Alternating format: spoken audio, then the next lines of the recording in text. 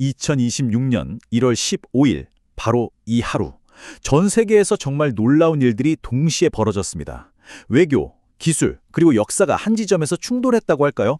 오늘 저희는 이 하루를 현미경처럼 들여다보면서 미래를 만들어가는 거대한 힘들이 뭔지 한번 파헤쳐보려고 합니다. 아니 근데 많고 많은 날 중에 왜 하필 이날일까요?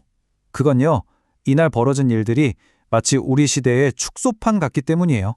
새로운 기술 경쟁과 정말 오래된 갈등이 정면으로 꽝 하고 부딪히는 그런 상징적인 날인 거죠. 2020년은요, 이 글로벌 공급망이 완전히 전면적으로 재편되는, 말하자면 그 원년입니다. 이게 그냥 뭐 물건 사고 파는 방식이 좀 바뀐다, 이 정도 수준이 아니에요. 국가들 사이의 힘의 균형 자체가 뿌리째 흔들리고 있다는 아주 강력한 신호입니다. 자, 그래서 오늘 저희는 딱 5개의 장면을 따라가 볼 겁니다. 이 거대한 변화가 어떻게 일어나고 있는지 말이죠. 저기 도쿄의 외교 무대에서부터 이란의 불타는 거리, 그리고 눈에 보이지 않는 AI 패권 전쟁까지. 이 모든 게 사실은 다 연결되어 있거든요. 어떻게 연결되는지 한번 같이 보시죠. 네, 첫 번째 무대는 바로 동아시아입니다. 여기서는요, 아주 오래된 긴장 관대가 정말 누구도 예상치 못했던 새로운 전략을 만나고 있습니다. 도쿄에서는요, 정말 뜻밖의 외교적인 춤이 한창입니다. 그 상대가 누구냐면 한국과 일본의 그 악명 높은 강경파 신임 총리예요. 자, 보세요. 한쪽은 여자 아대라고 불릴 정도의 극우민족주의자라는 페르소나, 다른 한쪽은 한국 대통령을 오모테나시, 그러니까 막 과할 정도로 극진하게 환대하는 퍼포먼스. 이 대비 정말 극명하지 않나요? 여기서 당연히 질문이 생기죠. 대체 왜 이러는 걸까요? 이 갑작스러운 태도 변화의 답은 바로 지정학에 있습니다. 이건 절대 진심에서 우러나온 온기가 아니라는 거죠. 아주 치밀하게 고도로 계산된 전략적인 움직임인 겁니다. 그럼 그 계산이 뭘까요? 지금 일본의 상황을 보면 답이 나옵니다. 중국이 점점 커지고 한중 관계는 가까워지니까 지정학적으로 고립감을 느끼는 거죠. 게다가 경제는 침체되어 있고 자연재해까지 겹치면서 국내 분위기도 안 좋아요. 이런 절박함이 수십 년 동안 애써 외면해왔던 그 고통스러운 역사 문제까지 마주하게 만든 겁니다. 자기들한테 유리한 쪽으로 풀어보려는 전략적 기회로 삼는 거죠. 자, 같은 날 지구 반대편을 한번 가볼까요? 여기서는 미래가 아니라 당장의 생존을 위한 싸움이 벌어지고 있었습니다. 이란은 지금 혁명이냐 아니면 더 가혹한 탄압이냐, 그야말로 기로에 서 있습니다. 2만 명. 이게 서방 언론이 추정하는 이란 시위의 사망자 숫자입니다. 정말 충격적인 숫자죠. 하지만 철저한 정보 통제 속에서 이 숫자가 과연 진실일지 그건 사실 아무도 모릅니다. 네, 다시 한번 말씀드리지만 이 숫자는 확인된 게 아닙니다. 이란 정부가 인터넷을 아예 막아버려서 킬링필드라고까지 불리는 이 사태의 진짜 희생자 수가 얼마인지는 알 길이 없어요. 하지만 한 가지는 확실합니다. 이란 정권이 1979년 혁명 이후 가장 큰 위기에 직면했다는 사실이죠. 이 위기가 정말 역설적인 상황을 만들어내고 있는데요. 이란의 오랜 라이벌인 사우디아라비아, 심지어 미국까지도 이란의 현 정권이 무너지는 걸 원치 않는다는 아주 기묘한 공통점을 갖게 됐다는 겁니다. 정말 아이러니하죠? 왜 그럴까요? 주변의 왕정 국가나 독재 국가들 입장에선 이런 거예요.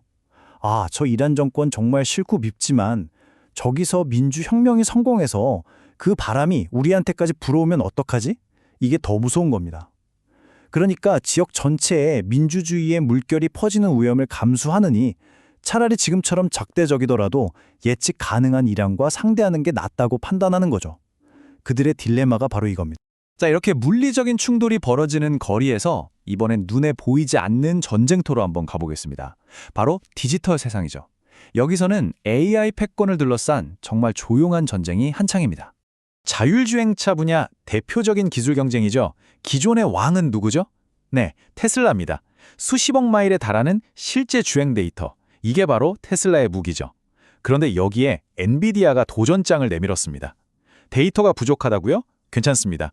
오픈소스 플랫폼이랑 엄청나게 강력한 시뮬레이션으로 그 격차를 따라잡겠다는 아주 영리한 전략을 쓰고 있어요. 이게 바로 엔비디아의 3단계의 전략인데요. 진짜 고전적이면서도 강력해요. 1단계, 알파마이오라는 AI 플랫폼을 공짜로 확 풀어버립니다. 2단계, 디지털 트윈이라는 가상세계에서 수십억 마일을 달리게 해서 학습 시간을 엄청나게 압축해요. 그리고 마지막 3단계, 공짜 플랫폼에 익숙해진 자동차 회사들이 결국엔 뭘 사게 될까요? 그렇죠. 그 플랫폼을 돌리기 위해 꼭 필요한 엔비디아의 비싼 칩을 사게 만드는 겁니다.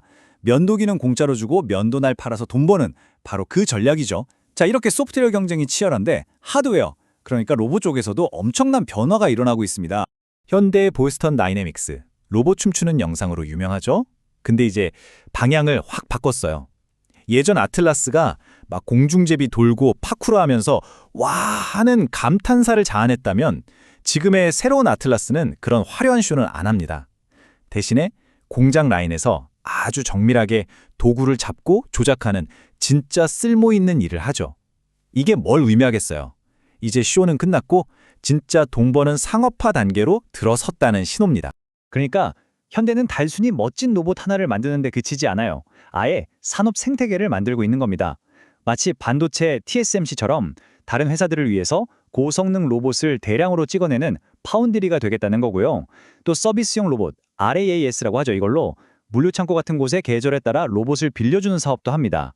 여기에 구글이랑 손잡고 AI 기술까지 보강해서 경쟁자들이 따라올 수 없게 만들겠다는 거죠. 단순히 기계를 파는 게 아니라 로봇 산업의 판을 짜고 있는 겁니다. 자, 이렇게 모두가 미래 기술, AI, 로봇을 향해서 정신없이 달려가고 있는 바로 그 순간 우리가 오늘 이야기 맨 처음 시작했던 곳, 도쿄의 정상회담장에서는요, 과거의 유령이 스르륵 다시 모습을 드러냈습니다. 조세이 탄광의 비극, 1942년에 터널이 무너지면서 136명의 광부가 목숨을 잃었는데 대부분이 강제징용된 한국인이었습니다. 그리고 무려 80년이 넘는 세월 동안 그분들의 유해는 물에 잠긴 탄광 속에 그대로 방치되어 있었어요.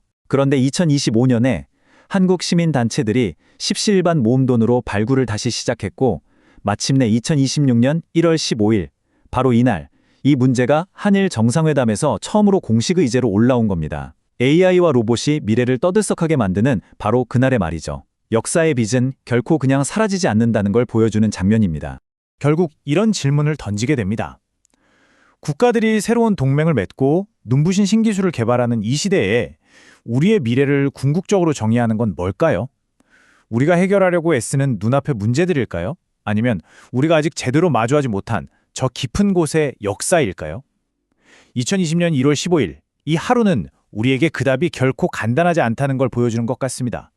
오늘 내용은 여기까지입니다. 함께해 주셔서 고맙습니다.